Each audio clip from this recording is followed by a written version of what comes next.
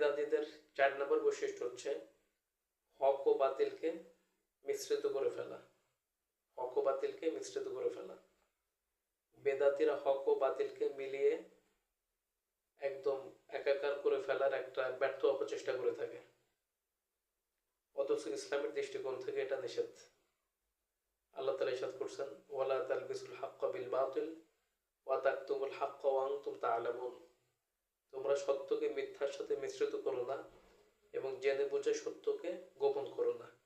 সূরা বাকারা 42 নম্বর আয়াত।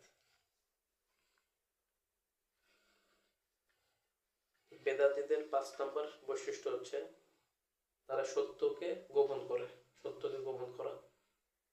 বেদাতীরা নিজেদের মিথ্যা উক্তিকে সত্যে পরিণত করার জন্য নানা ধরনের ছলছাতুরি